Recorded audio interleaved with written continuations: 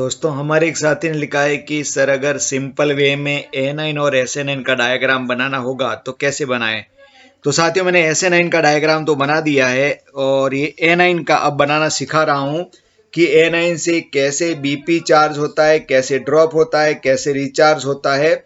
वो सब वैसे एक सर्किट मैंने पहले बनाया था, लेकिन समझाया जो सिंपल आप कैसे ड्रॉ कर सकते हैं वो इसमें बताया।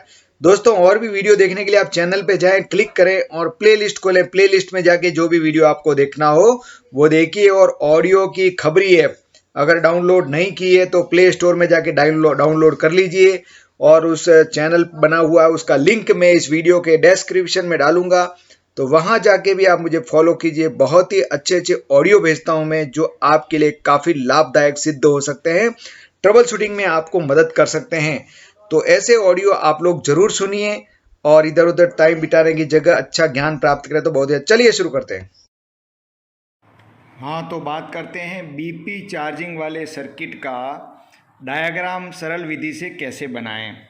तो हम जानते हैं कि बीपी चार्जिंग जो है वो A9 ब्रेक वाल्व के द्वारा होता है। तो यहाँ पे हम A9 का चित्र बना देते हैं। ये है A9 और A9 के अंदर हम जानते हैं कि दो पाइप कनेक्शन होते हैं और दो कॉक होते हैं। तो एक एक बना दिया है, दूसरा ये पाइप बना, यहाँ दोनों के कॉक बना दिए। ठीक है, तो ये भी वर्किंग कैप में खुले होने चाहिए, नॉन वर्किंग कैप में बंद होने चाहिए।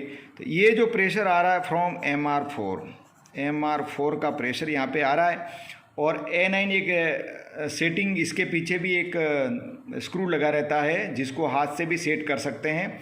तो इसको 5 kg पे हम सेट कर देते हैं, यानी कि A9 को जब रिलीज पे रखा हुआ है तो 5 kg का प्रेशर यहाँ से जाके आगे जाएगा, यानी कि ये रेगुलेटिंग वाल्व है। तो ये जो प्रेशर आगे जाएगा यहाँ से होते हुए सीधा यहाँ पे ME2B वाल्व में जाएगा, MU2B। और ME2B लीड पे होने पर आगे बढ़ेगा। और यहाँ पे एक C2A31 मैं रफ डायग्राम बना रहा हूँ आपको सिखाने के लिए। तो C2A31 को ऑपरेट करता है और C2A31 के नीचे से यहाँ पे BP चार्जिंग कॉक, यानी कि जिसको कई लोग LNT कॉक बोलते हैं, वो कॉक लगा हुआ है। और यहाँ पे ये BP पाइप चार्ज हो गया। सीधी सी बात है, ये BP पाइप है। अब हम जानते हैं BP पाइप पे क्या क्या लगा होता है। एक तो BP गेज लगा होता है, यहाँ BP गेज बनाता हूँ क्योंकि वो कैप में होता है। तो ये BP गेज, ये BP गेज, सीधी सी बात है। और यहाँ A9 का हमने देखा है कि जब A9 को इमरजेंसी पे रखते हैं तो डायरेक्ट A9 के एग्जॉस्ट पोर्ट से, यहाँ एग्जॉस्ट पोर्ट है A9 के एग्जॉस्ट पोर्ट से प्रेशर ड्रॉप होता है, BP प्रेशर। तो यहाँ से एक पाइप का कनेक्शन यहाँ दे तो डायरेक्ट BP पाइप, ये BP पाइप है, यहाँ कनेक्शन है। जब A9 को इमरजेंसी पे रखेंगे तो ये BP पाइप जो है ये पूरा का पूरा प्रेशर यहीं से ड्रॉप कर देगा। तो इमरजेंसी पर रखना, इसलिए जल्दी से ब्रेक पाइप प्रेशर ड्रॉप हो जाता है।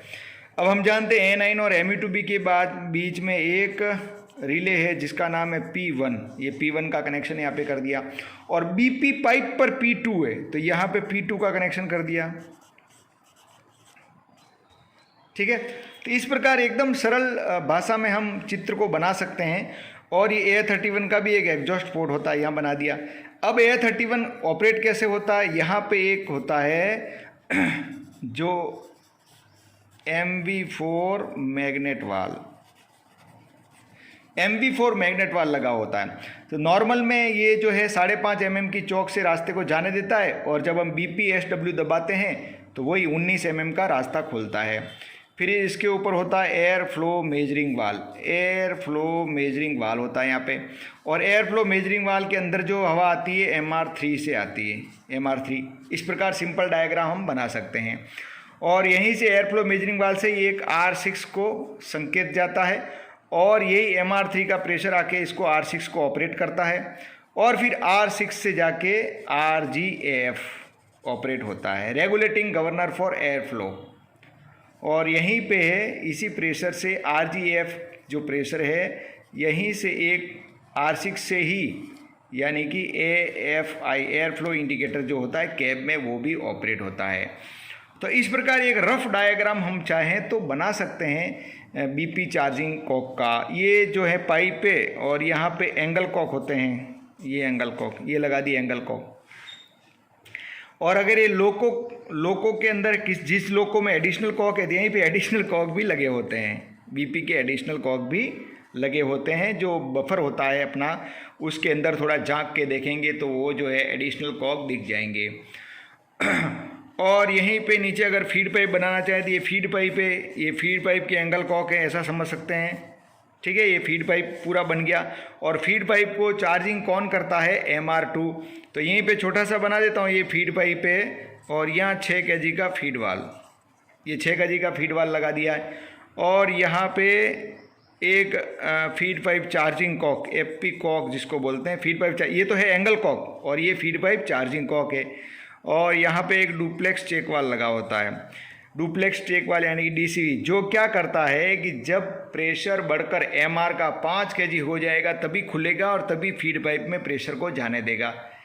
क्योंकि पहले हमको BP प्रेशर कंप्लीट बनाना है, उसके बाद ही हम चाहते हैं कि फीड पाइप चार्ज हो, इसलिए डबल चेक वाल है। और डबल चेक वाल के ऊपर यहाँ पे बना देंगे तो फ्रॉम MR2, बस ये फीड पाइप चार्जिंग हो गया और ये जो है वो BP चार्ज हो गया। अब जब भी हम A9 को एप्लीकेशन पे रिलीज पे रखते हैं तो ये यहाँ से जो प्रेशर घुसा है 5 kg कंट्रोलिंग प्रेशर होता है, 831 को ऑपरेट करता है, उतनी मात्रा में MR3 का प्रेशर आके इसको BP प्रेशर को बना देता है। जब इसको एप्लीकेशन पे करेंगे तो एप्लीकेशन पे क्या होगा कि BP प्रेशर यहाँ जो था, यहाँ पे जो BP प्रेशर वो कम हो जाएगा, यानी कि जो 5 kg सेट किया था वो कम हो जाएगा कम हो जाएगा। और कम होगा तो इसको भी अनबैलेंस करेगा, इधर से चार्जिंग रुक जाएगा और कम होने पर जितना कम किया था उतना यहाँ के एग्जॉस्ट पोर्ट से ड्रॉप हो जाएगा। तो वो गेज में बताएगा हमको BP गेज में कितना BP प्रेशर ड्रॉप हुआ है। तो एक सिंपल डायग्राम इस प्रकार आप चाहें तो बना सकते हैं और इसमें कौन कौन से इक्विपमेंट लगे हैं उस इक्विपमेंट का काम भी आप जान सकते हैं। तो आशा करता हूँ ये वीडियो पसंद आया होगा। पसंद आया हो तो आप कमेंट करके अवश्य लिखें और इस चित्र को 2-3 बार बनावें तो आपको भी आ जाएगा। कोई कठिन नहीं, एकदम सरल चित्र है, न्यूमेटिक चित्र है। और ऑडियो की खबरी ऐप का भी लिंक मैं इस वीडियो के डिस्क्रिप्शन में डालूंगा, तो वहाँ भी जाके अच्छे ऑडियो हैं वो आप ऑडियो सुनिए, आपका नॉलेज परफेक्ट बनेगा। ट्रबल शूटिंग में आपको बहुत मदद मिलेगी। धन्यवाद।